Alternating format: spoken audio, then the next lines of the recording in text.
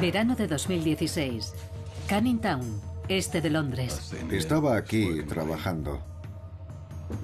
Llovía mucho, abrí la puerta y eché un vistazo. Pensé, esto es como tropical. Llovía muchísimo. No se ve llover así aquí en Londres. El agua empezó a entrar, fue una locura. En 2 horas había 1 metro de agua aquí. Aguas fecales por todas partes. Todo mi equipo estaba bajo el agua, los amplificadores. Las cosas que se salvaron eran las que estaban sobre la mesa. Las calles estaban intransitables porque estaban inundadas. Los trenes no podían funcionar porque todo era una riada. La cantidad de agua que estaba cayendo llenó todas las alcantarillas y el agua siempre baja. Y yo estoy en lo más bajo. Si esto continúa, ¿qué voy a hacer? Grandes ciudades del mundo se enfrentan a amenazas que nunca antes habían afrontado. Nueva York, Tokio, Londres, Miami. Las amenazas provienen del mar, de arriba y de abajo. Estos son los problemas y sus soluciones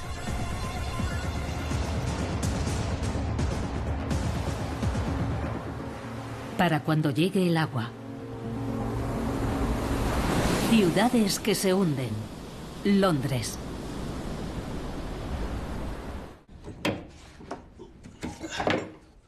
Aquí abajo está el compartimento de las bombas.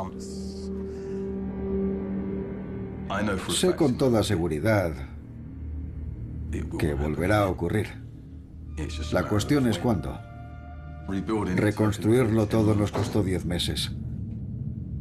Dios no quiera que pase de nuevo y que lo destroce todo otra vez. Si vuelve a ocurrir, hago las maletas. Las inundaciones se han convertido en algo habitual en Londres. En 2007, la intensa lluvia inundó 1.400 casas en la ciudad. Se está construyendo mucho en Londres en este momento. Donde hay un espacio libre, se construye. Así que, ¿dónde va el agua de lluvia? Ya no la absorbe la tierra. Londres se enfrenta a 3 desafíos. Las lluvias en el Reino Unido han aumentado un 20% en la última década. La ciudad está densamente construida a lo largo de la llanura aluvial del Támesis y el agua no tiene a dónde ir. El Támesis arrastra más agua que nunca, ya que los niveles del mar suben alrededor de la isla. El Támesis siempre ha ocupado el centro de la prosperidad de Londres, enlazando la ciudad con el mundo. Pero también supone una amenaza. Probablemente Londres encabece una de las mayores historias de inundaciones en el mundo. Hay registros que se remontan a miles de años atrás que constatan cientos de tormentas importantes que la han azotado y que han matado a miles de personas. Londres tiene 8 millones de habitantes, pero está diseñada para 4 millones. Ha duplicado su población en los últimos 125 años. Si Londres deja de funcionar y se inunda, este país dejará de funcionar. El Támesis está considerado el río de Londres, pero forma parte de una serie de afluentes y humedales de 350 kilómetros que atraviesan el sudeste de Inglaterra. Fluye hacia el este desde Greater London hasta el Mar del Norte, a 80 kilómetros de distancia. Robert Mwigwood es un científico especialista en riesgos.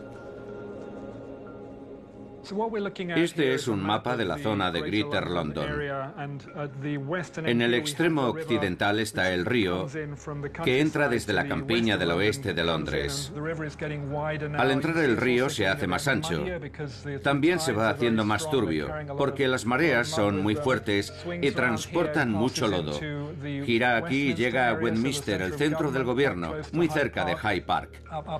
Por aquí arriba va hasta la City de Londres, el antiguo centro, que está sobre una ligera colina protegida del riesgo de inundaciones. Posteriormente a las inundaciones o grave riesgo de ellas, se han ido elevando los muros en el centro de Londres que lo protegen del río. Al subir el nivel del mar, el Támesis se ve afectado, ya que su estuario fluye hacia el Mar del Norte. Eso plantea más desafíos para Londres. El Mar del Norte es una zona propicia para la tormenta perfecta. Aquí el viento no encuentra obstáculos y eso hará que el oleaje del mar sea más intenso. Pero el Mar del Norte también hace de embudo. El viento y las tormentas empujan las aguas del Mar del Norte hacia el estuario del Támesis al oeste y río arriba hasta Londres. El agua solo tiene un sitio al que ir. Y sabemos cuál es el final del camino. Londres. Estas marejadas ciclónicas han inundado Londres a lo largo de la historia. En 1928 hubo una marea alta en el Támesis a su entrada en Londres y una marejada ciclónica proveniente del Mar del Norte. De hecho, el término marejada ciclónica se acuñó tras aquello. Hasta entonces la gente no tenía un término para describir ese tipo de inundación. Inundó todo el centro de Londres, en particular la zona de Westminster. Ahogó a 14 personas y varios miles perdieron sus casas. La voz de alarma la dio una tormenta que golpeó Londres con una fuerza desatada en enero de 1953. La gente se acostó esa noche sin saber que iba a haber una inundación, pero algunas no despertaron al día siguiente.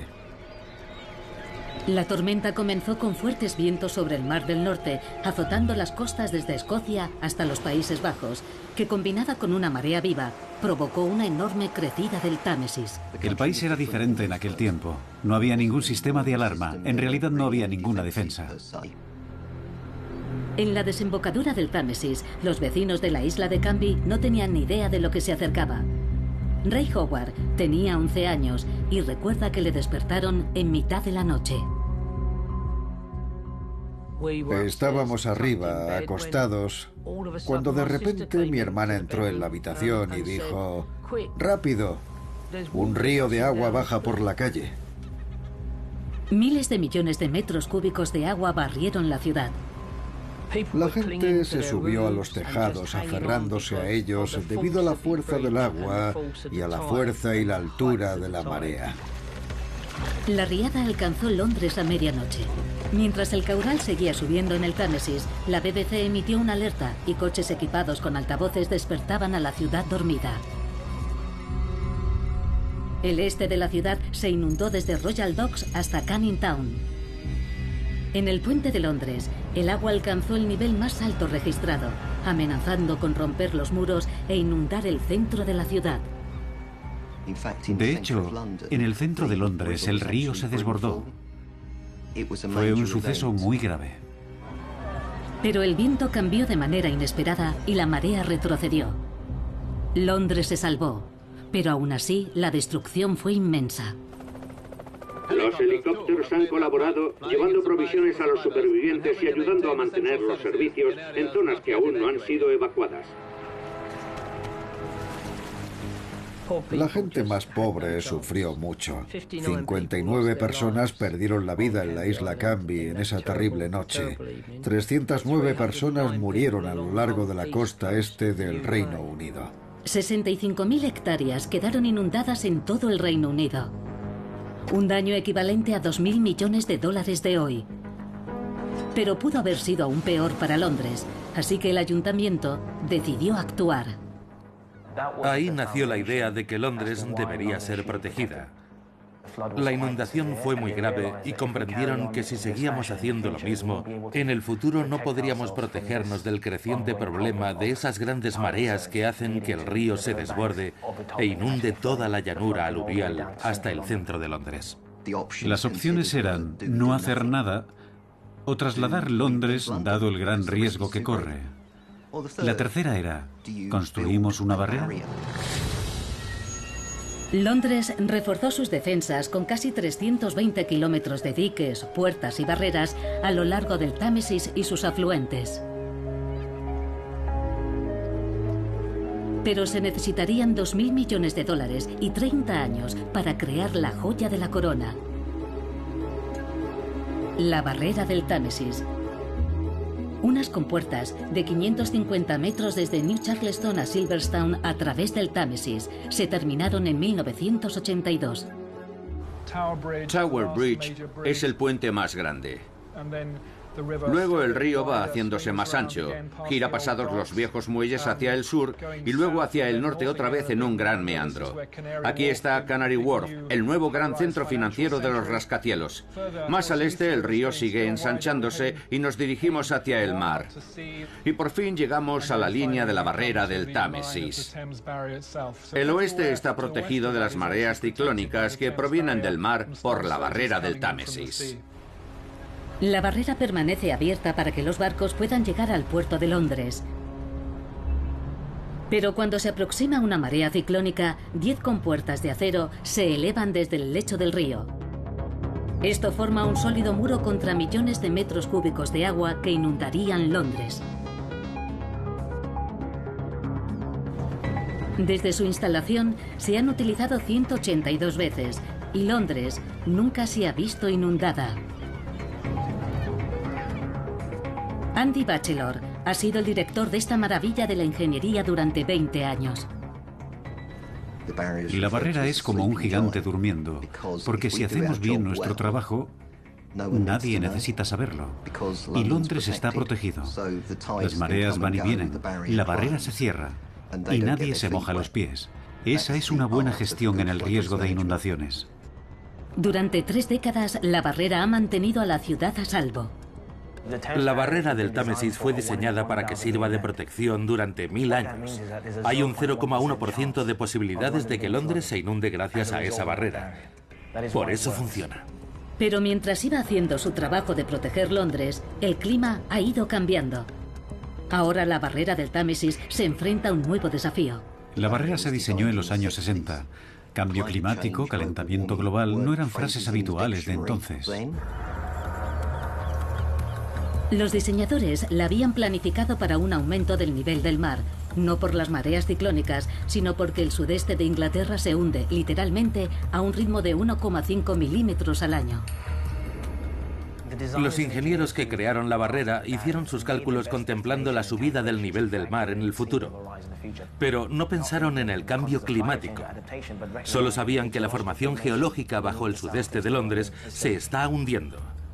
Su valoración geológica es lo que los llevó a incluir un factor de seguridad de 8 milímetros cada año en el diseño de la barrera.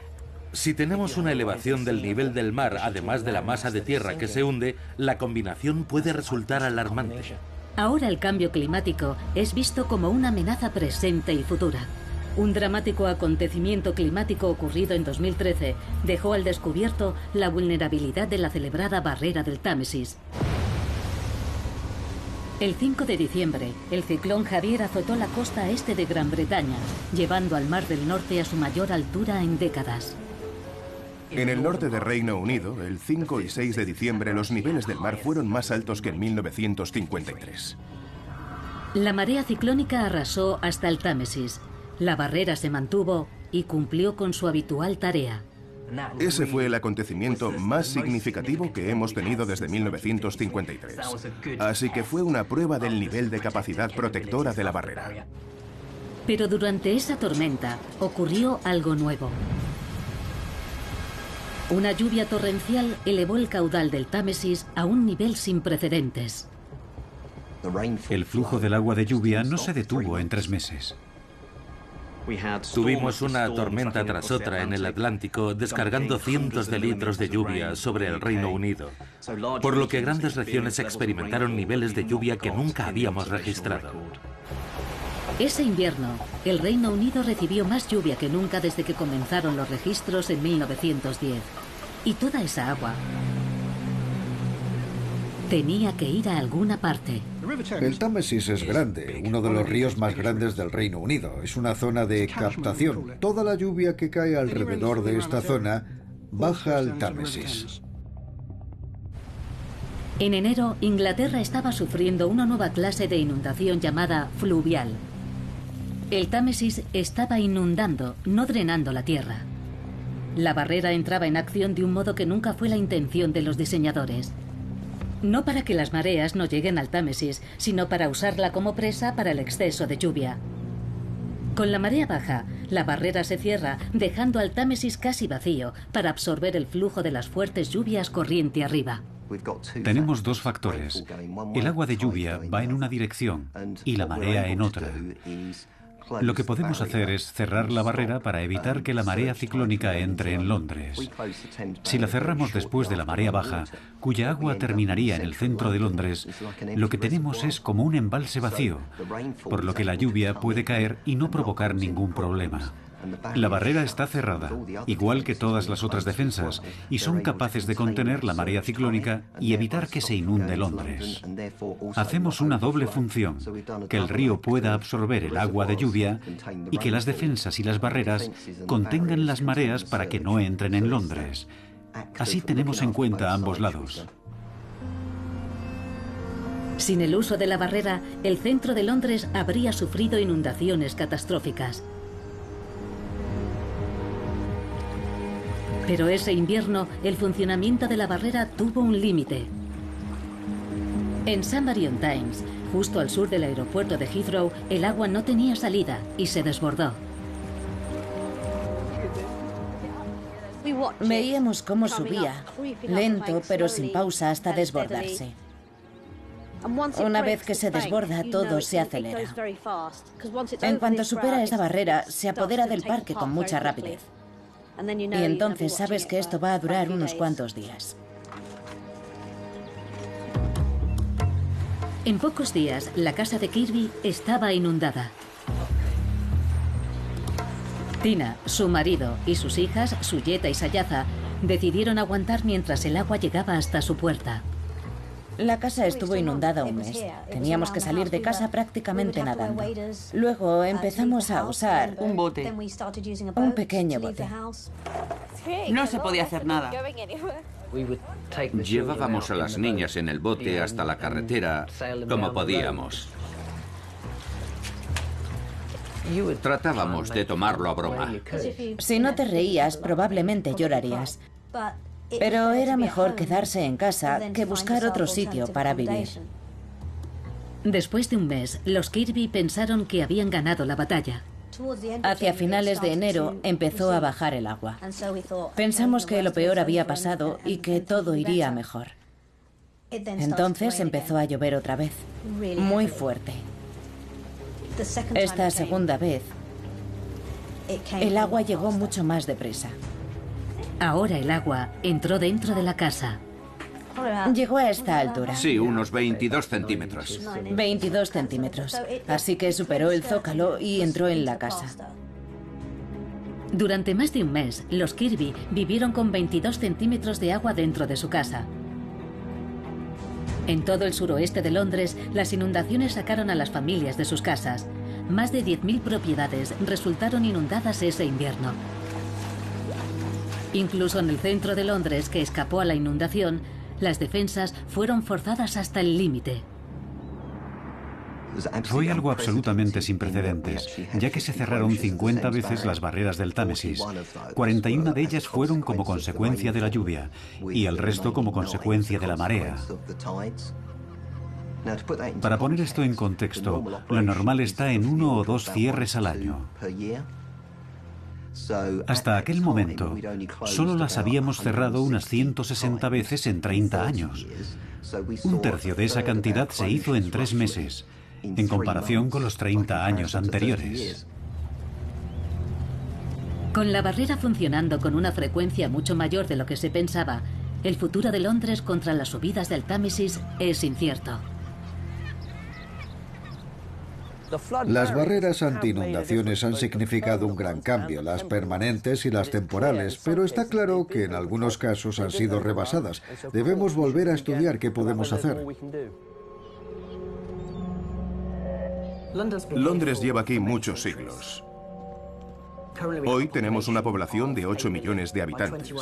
En 2100 eso podría duplicarse y todos quieren vivir en el centro. Por eso construimos más alto, densificamos, construimos más líneas de metro y vamos hacia abajo. Así que cuando cae la lluvia, ¿a dónde va? Necesitamos espacio para que se absorba o para poder almacenarla. Con lluvias cada vez más fuertes y frecuentes, el agua no tiene a dónde ir. Lo que está ocurriendo tiene tanto que ver con la urbanización como con el cambio climático. El gobierno busca soluciones, grandes y pequeñas. Muchos antiguos jardines y parques han sido pavimentados. El agua no puede absorberse y es más probable que se produzcan inundaciones que hace una generación, cuando había más zonas verdes para absorber el agua. Un 15% del centro de Londres es llanura aluvial, la mayor parte en las zonas bajas a lo largo del Támesis, donde viven 1,5 millones de personas y más que siguen viniendo. Un 75% de toda esa enorme área urbana está completamente pavimentada. Con tanto espacio verde absorbente cubierto por el asfalto, el agua se dirige hacia las alcantarillas y desagües que no pueden asumir tanto caudal. Londres necesita nuevas soluciones contra el aumento de la lluvia. Lo primero es hacer un mejor pronóstico de futuras tormentas, como las de 2013 y 2014. En 2013 y 2014 tuvimos unos niveles de lluvia sin precedentes y se planteó una pregunta: ¿por qué pasa esto? El profesor Adam Scaife es director de pronósticos a largo plazo en el Met, el Servicio Meteorológico Nacional del Reino Unido. Afirma que los meteorólogos saben hace mucho tiempo que el calentamiento global provocaría un aumento de las lluvias. La ecuación de Clausius-Clapeyron es una fórmula muy sencilla que se estudia en el instituto. Te dice que cuanto más caliente es el aire, más humedad carga, y esa humedad irá a alguna parte. Se producen entonces aguaceros y lluvias mucho más fuertes. Eso está claro, lo sabemos. La gran pregunta es ¿dónde? ¿Dónde va a caer toda esa lluvia? Y eso es mucho más difícil de saber. Los instrumentos tradicionales como los satélites proporcionan parte del panorama, pero el pronóstico a largo plazo tiene que tener en cuenta otros factores. Hay que tener en cuenta el aumento del CO2 porque las temperaturas van a ser muy diferentes. Pero si quieres pronosticar un periodo más largo, como una semana, el océano juega un papel muy importante. Tenemos las sondas Argo. Hay miles de estas sondas por todo el globo. Es un proyecto internacional. Las colocamos, recopilamos los datos y nos indican la temperatura y salinidad del océano en todo el mundo. El océano es como el diapasón de la atmósfera. La atmósfera da grandes cambios con las tormentas, pero la lenta evolución del océano puede dirigir esa variabilidad caótica de un modo u otro. Todos esos datos son recopilados en uno de los mayores superordenadores del país. Podemos dividir el globo en píxeles cada vez más pequeños. Y cuantos más píxeles tenemos, más capas del océano y de la atmósfera representamos. Y más preciso puede ser el pronóstico. Esto permite acotar los efectos de la lluvia en una zona específica. Los resultados del ordenador no arrojan buenas noticias para Londres. Estamos convencidos de que en invierno vamos a ver más lluvias, más fuertes y más veces, y por lo tanto más inundaciones. Todos los inviernos hay una posibilidad de entre el 5 y el 10% de batir un nuevo récord. En unas décadas lo que es ahora un acontecimiento sin precedentes será la norma. La barrera del Támesis se diseñó para ser utilizada unas pocas veces al año. Si se necesitara accionarla 50 veces o más, como en el invierno de 2013, se desgastará. Esto es una certeza mecánica. Es como un coche si lo conduces continuamente y nunca tienes tiempo de llevarlo al taller para hacer el mantenimiento. Tiene que haber una cifra óptima, y la hemos calculado en 50. Estamos valorando que cuando lleguemos a ese máximo de 50 al año, necesitaremos una nueva barrera. Y eso sin contar con el siguiente gran problema: la subida del nivel del mar. Londres tiene que prepararse para lo que subirá el nivel del mar a finales de siglo. Los cálculos predicen que podrían ser de 25 a 90 centímetros. Basándonos en la aceleración que vemos en estos momentos, creemos que será al menos de 50 centímetros o más. Lo esperamos por una aceleración de la fusión del hielo que irá aumentando poco a poco. El máximo que estimamos en Londres podría ser de 2,5 metros a finales de siglo. Ese es un índice muy alto y bastante verosímil. 2,5 metros de aumento del nivel del mar.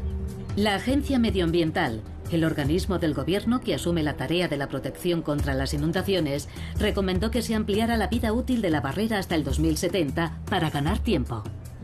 El diseño original de la barrera, con el mantenimiento adecuado, da suficiente margen para otros 40 años de uso con un alto nivel de protección, y puede durar más que eso. Pero eso era antes de que las inundaciones de 2013 aumentaran tanto la carga de trabajo de la barrera. Más lluvia y subida del nivel del mar provocarían más estrés en las infraestructuras de Londres. Podríamos sufrir un acontecimiento climático tan grave que sobrepasaría nuestras defensas. Ni siquiera mejores soluciones de ingeniería pueden durar para siempre. Las defensas actuales de Londres pronto necesitarán reforzarse o reemplazarse. Tanto si es la barrera como los muros del centro de Londres o fuera en el estuario, eres tonto si no sabes que las cosas tienen un tiempo de vida y no planificas algo para cuando llegue a su fin. Más lluvia y más intensa. Una enorme ciudad de asfalto y cemento. Un sistema de barreras envejeciendo y sobreutilizado para el peligroso Támesis. Y mares crecientes aumentando el poder destructivo de las mareas ciclónicas.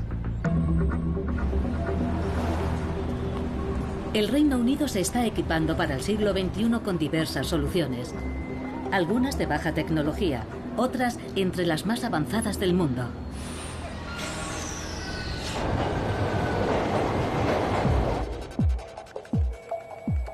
Este es el Centro de Pronóstico del Tiempo de Tecnología Punta. Su director, Brian Binal, y su grupo tienen satélites, radares y sondas costeras que les proporcionan información al minuto. Recibimos muchos datos y tenemos un personal muy especializado. Ellos tienen que tomar la decisión de si deben despertarme a las 3 de la mañana para decirme tenemos que informar al gobierno. De ellos depende la respuesta. Nosotros les decimos cuál puede ser el riesgo, qué zonas podrían inundarse o si podría ser tan grave como en 1953. Su objetivo es asegurarse de que las órdenes de evacuación se den con la suficiente celeridad como para salvar vidas. No podemos predecir si una casa en concreto se va a inundar dentro de 4 días, pero sí decirles a los responsables de emergencias que existe la posibilidad de que una zona quede afectada.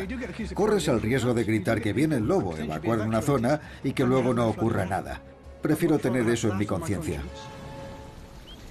El agua entra en Londres por todas partes. El problema es por dónde sale. Gran parte de la gestión de riesgo de inundaciones es trasladar el agua a otros lugares o mantenerla donde no daña a las personas ni a las propiedades. Pero cuando todo está bajo el agua, tienes muchas limitaciones sobre lo que puedes hacer. El gobierno tiene un plan para abordar el cambio climático este siglo. TE 2100 es el proyecto para evitar que Londres se hunda bajo el agua. El túnel Thames Tideway es uno de los más ambiciosos y caros. Está diseñado para canalizar el agua de las alcantarillas desbordadas antes de que llegue al río. A 61 metros bajo el Támesis y con el mismo objetivo, hay un proyecto en marcha de 4.000 millones de libras que tardarán 7 años en terminar. A finales del siglo XIX, los ingenieros victorianos fueron los primeros en proporcionar agua e instalaciones sanitarias bajo el centro de nuestra ciudad. Ellos imaginaron una cantidad de población, pero eso ha aumentado 10 o 20 veces. Una red de alcantarillado para 15 millones de personas es un desafío descomunal. Rob Sainbury y Pascal Lane trabajan para Aguas del Támesis. El sistema de alcantarillado que supervisan es uno de los más largos del mundo. Intentamos que sea lo más resistente posible, pero hay épocas en las que la lluvia es muy copiosa y no puede asumir tanto caudal. Muchos de los canales son para los residuos y para el agua de las tormentas, lo que ahora supone un grave problema.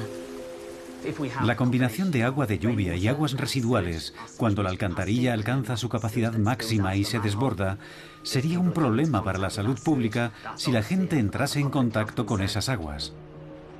La red de alcantarillado fue construida a finales del siglo XIX. Fue diseñada para abastecer a 4 millones de personas. Debido a cómo está construida, es muy difícil modernizarla y mejorarla continuamente. Un seguro es un mecanismo alternativo de urgencia. En el caso de las alcantarillas inundadas de Londres, el seguro es desaguar en el Támesis. esta solución insalubre de la era victoriana todavía existe. Un problema de salud importante que Londres debe solucionar. Tenemos aguas residuales entrando directamente en el Támesis y al mismo tiempo está el agua de desagüe, que para evitar inundaciones o para que no vuelva a la red, también va directamente al río. Y eso ocurre 50 veces al año. Un objetivo del Tideway es actualizar el anticuado sistema y que las aguas residuales no puedan seguir entrando en el Támesis, para lo que se desvían a instalaciones de tratamiento de residuos. Con el túnel Tideway, Londres está reaccionando para encontrar una solución para la vieja red de alcantarillado. Es un túnel de 25 kilómetros que atraviesa la cuenca de Londres frente al Támesis. Su función es permitir que el agua que entra en la red de alcantarillado y las aguas residuales sea descargada en el mar. Excavar el subsuelo de Londres es muy caro. Se va retrasando por su alto coste, pero en el futuro, lamentablemente, nos veremos obligados a hacerlo, tanto si queremos como si no. El túnel Tideway se terminará en 2023. Mientras tanto, Londres tiene otros proyectos planeados para el Támesis. El TE 2100 busca mejorar las defensas contra inundaciones a lo largo del estuario del Támesis. Los bancos, los malecones, los muros anti-inundaciones, las barreras marinas y las defensas costeras. Y permitir que la barrera siga funcionando hasta 2080, porque la idea es construir una segunda barrera. En lugar de construir una segunda barrera ahora que costaría miles de millones, prefieren retrasarlo. Hay cosas que se pueden hacer para ampliar el tiempo de vida de la barrera. Doblar ligeramente las compuertas, construir un nuevo tipo de sistemas de defensa alrededor de la barrera. Si el nivel del mar sube, si empieza a acelerarse la subida, tendremos que pensar en una solución diferente. El problema con este enfoque es que presupone que podemos detectar cuándo va a acelerarse la subida del nivel del mar. La construcción de la barrera del Támesis llevó 30 años, una solución que requiere mucho tiempo. Considerando ese plazo, la Agencia Medioambiental necesita asegurarse de que tiene una idea clara del aumento del nivel del mar. Han reclutado a investigadores como el Dr. Ivan Haidt para asegurarse de que tienen los datos más exactos. Haidt observa fluctuaciones en el nivel del mar que podrían no tener relación con el cambio climático. Algunas son el patrón anual natural en el Mar del Norte.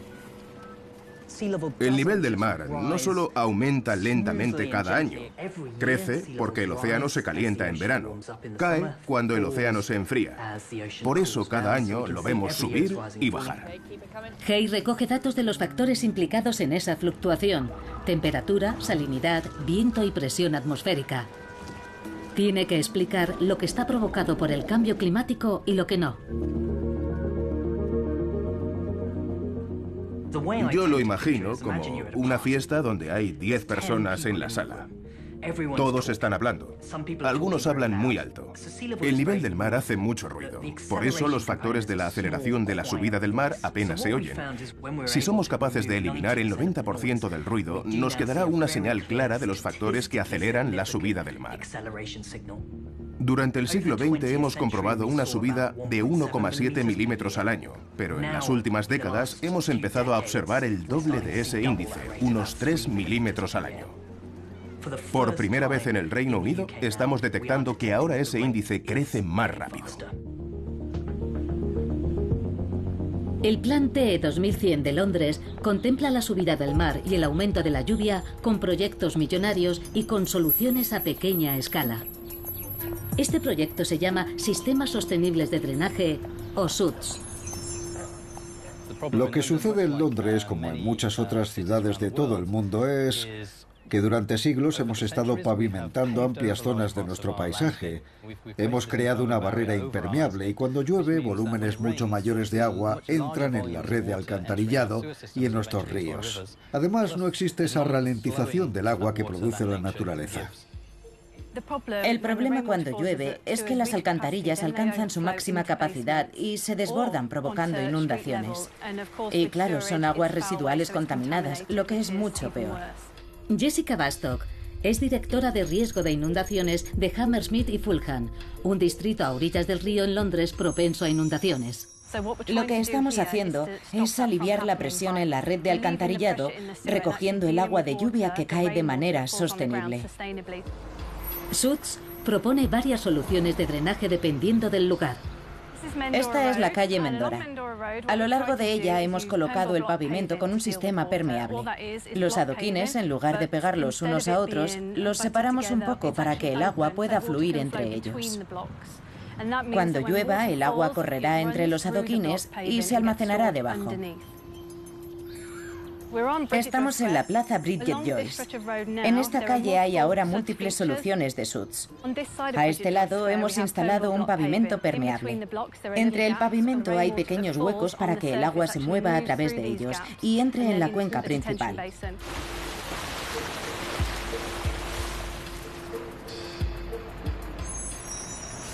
Cuando la cuenca empieza a llenarse durante una intensa lluvia, hay un punto de inundación. Volverá a la red de alcantarillado lentamente, solo será un hilillo de agua. En este lado de la plaza hay un colegio. Y para incorporar el colegio al diseño, canalizamos el agua de lluvia del tejado.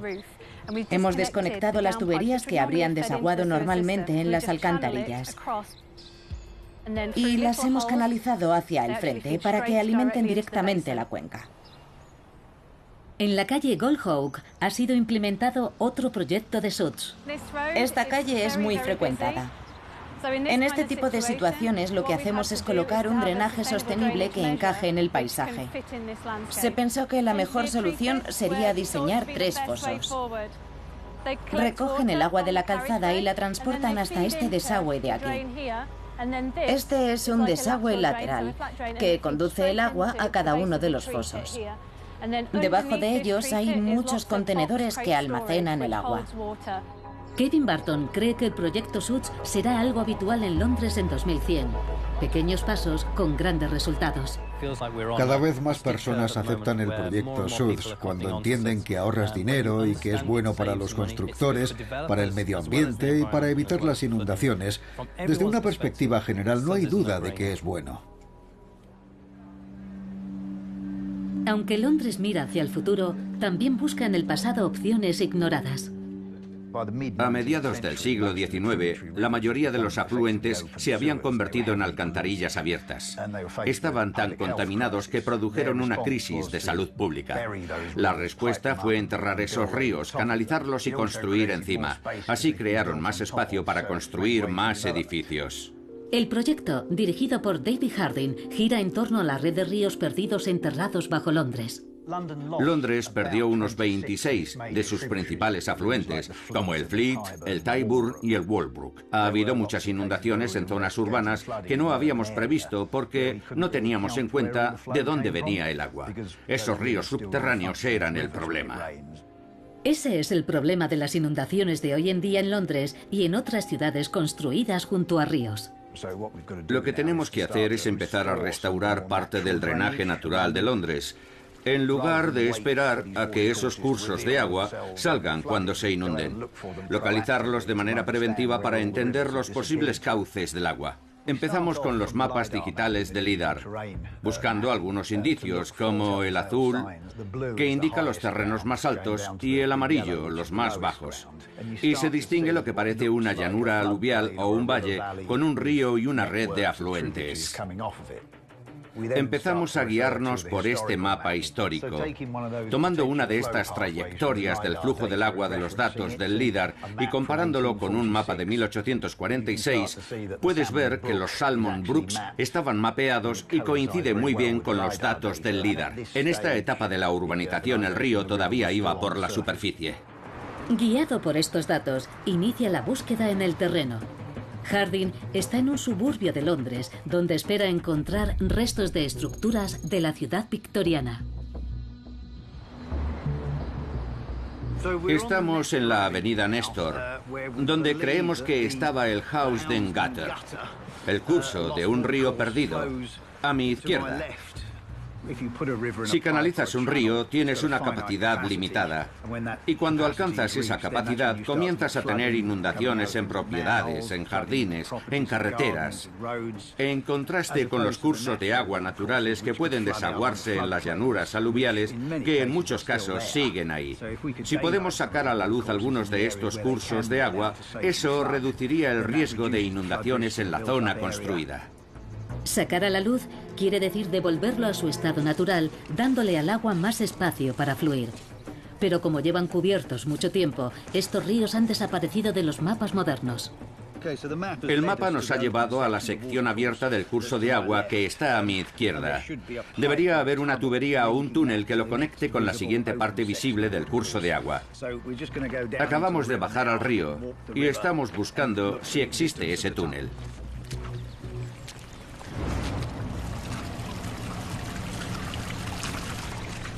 Harding confirma que su investigación identifica correctamente la existencia de una sección enterrada del río.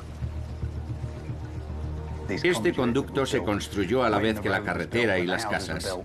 Fue una manera de trazar una línea y utilizarla como vía de comunicación. Ocurre a lo largo de miles de kilómetros de cursos ordinarios de agua en todo Londres. La mayoría de las personas que viven y trabajan aquí no tienen ni idea de que una vez un río atravesó su calle y puede que pronto lo haga de nuevo. No hay razón por la que no puedan ser recuperados. Ahora que sabemos que está aquí y conocemos los riesgos de inundaciones corriente arriba provocados por el estrangulamiento del túnel, podemos buscar soluciones para permitir que el río se expanda en zonas seguras. Hasta ahora, una docena de ríos perdidos en Londres han sido sacados a la luz. Uno de los mejores ejemplos aporta belleza al paisaje con diques de tierra y terraplenes en los humedales First Farms en Enfield, en el norte de Londres.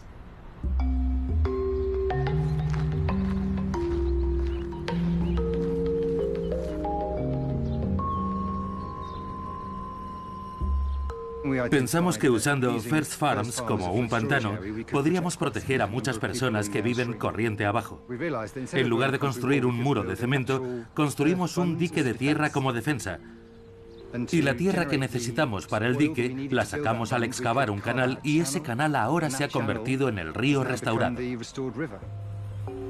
El pantano está a 19 kilómetros del centro de Londres, pero ya está surtiendo su efecto, reduciendo la cantidad de agua de lluvia que entra en el Támesis. Al usar humedales y plantas, podríamos mitigar la polución y el agua se puede limpiar filtrándola. Conseguimos un humedal y un embalse de agua. Al combinar las dos cosas recibes múltiples beneficios. Tienes un hábitat permanente con plantas y vida silvestre y tienes una zona para los residentes que pueden disfrutar diariamente. Hemos conseguido un paisaje agradable que almacena decenas de miles de metros cúbicos de agua durante las lluvias y protege a la gente que vive corriente abajo. Harding cree que este enfoque orgánico para prevenir inundaciones es un complemento necesario de las grandes infraestructuras como la barrera. La enorme escala de los proyectos de ingeniería que necesitamos para abordar el cambio climático se está volviendo inviable. No podemos optar a soluciones como el Gran Túnel eternamente. Tenemos que empezar a hacer retroceder las zonas urbanizadas y gestionar los riesgos de inundaciones de una forma más natural, como hace este proyecto.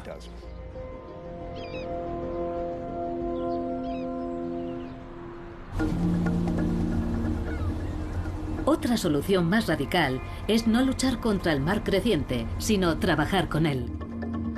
Richard Coots es un arquitecto especializado en arquitectura flotante.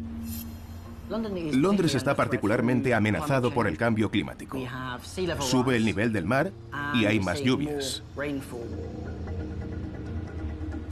Estamos construyendo más y el resultado de esto es que no tenemos suficiente capacidad para librarnos de toda esta agua. Para abordar esos desafíos tenemos que usar el espacio que ocupa el agua. Tenemos que habitarlo y optimizar nuestros recursos. Si pensamos en los próximos 50 o 100 años, podemos imaginar un Londres prosperando a la orilla del agua. Nuevas estructuras habitando los espacios del agua. Parques, casas y negocios en el centro de las ciudades. ¿Y su arma secreta es? Comunidades flotantes. Hemos acuñado la palabra aguatectura, que es arquitectura sobre el agua. Podemos pensar en los muelles reales de Londres. Estamos en un hotel flotante. Este hotel se construyó a finales del siglo XIX. El Hotel Good es único en su diseño. Es un edificio industrial sobre una base flotante. Esto era en principio una prisión que estaba atracada en Ámsterdam. Ya no servía para ese propósito y he aquí una de las cosas maravillosas de la arquitectura flotante, su flexibilidad. Lo puedes llevar a cualquier otro sitio y darle un nuevo uso. Y un edificio que anteriormente nadie quería, ahora la gente paga mucho dinero por alojarse en él y descansar a la orilla del agua. Aguatectura es un diseño que incorpora el agua en lugar de luchar contra ella. Algo que Coutts ve como una solución para el futuro de Londres. Estamos buscando cómo hacer más resistentes las casas sobre pilares y viviendas anfibias. Estamos pensando en crear comunidades flotantes resistentes a las inundaciones. Esta es la primera casa anfibia del Reino Unido y está construida a 8 metros del río Támesis. Es una casa diseñada para subir y bajar con el agua. Este enfoque es muy práctico porque permite a quien vive aquí estar en su jardín a un nivel bajo. Y en el caso de inundación, la casa tiene una respuesta. Los beneficios de una casa anfibia son que en caso de inundación puede flotar. Literalmente sube y baja. El jardín está diseñado como un sistema de seguridad de forma escalonada, como gradas. Cuando se llenan los 2 primeros tramos, la casa empieza a flotar. La arquitectura que trabaja a favor en lugar de contra el agua está siendo considerada por muchos diseñadores e ingenieros. Coutts confía en que las estructuras flotantes al final serán aceptadas en todo el mundo. Ciudades flotantes. Esas ciudades que están a orillas del agua y siguen creciendo serán las que se adapten al agua. Para hacer unas olimpiadas flotantes, una exposición flotante o para proporcionar viviendas que satisfagan las necesidades de los trabajadores que viven en la ciudad. El agua proporciona esa oportunidad. Durante décadas, Londres confió que la barrera del Támesis la mantendría a salvo. Ahora ya no se puede seguir confiando en ella mientras las lluvias se intensifican y sube el nivel del mar. Los riesgos de Londres son enormes. 1.200.000 personas están en peligro y el coste asciende a 375.000 millones de libras en infraestructuras. Podría seguir diciendo números. No podemos fracasar. Tenemos que hacerlo bien. La búsqueda de una ciudad con múltiples soluciones continúa. La mentalidad victoriana era que siempre se podía añadir suficiente tecnología y cemento a un problema para arreglarlo. Pero creo que esto no funciona ya. Un enfoque más natural a la gestión del riesgo de inundaciones es la única vía sostenible frente a un clima más severo, el creciente nivel del mar y periodos de lluvia más largos. Necesitamos arquitectos y diseñadores que encuentren soluciones inteligentes para el aumento del nivel del mar y que las integren en el diseño futuro de la ciudad. Los desafíos son inmensos, como también las propuestas, pero Londres está preparado para la batalla. En Londres tenemos que tomar algunas decisiones. Tenemos un maravilloso legado que proteger y defender. Tal vez, en algunas zonas, podamos mantener las defensas contra las inundaciones, pero en otras necesitamos aumentar la capacidad de drenaje para estos volúmenes de agua. Quizá tengamos que derribar algunos edificios y hacer más parques. Podremos usarlos como zonas recreativas, pero tenemos que pensar de forma inteligente. Los legisladores tienen que ponerse al día y ayudarnos a construir innovadoras infraestructuras y nuevas formas de vivir que permitan crecer a nuestras ciudades. El mayor desafío es hacer que los legisladores, las personas que toman decisiones, entiendan que tenemos que optimizar estos sistemas para que funcionen. Creo que solo eso ya es un gran desafío respecto a lo que Londres necesita para entrar en el siglo XXI. Porque esa adaptación desafía nuestra forma de pensar, cuestiona todo lo que creemos que hacemos en nombre de la sostenibilidad y del progreso.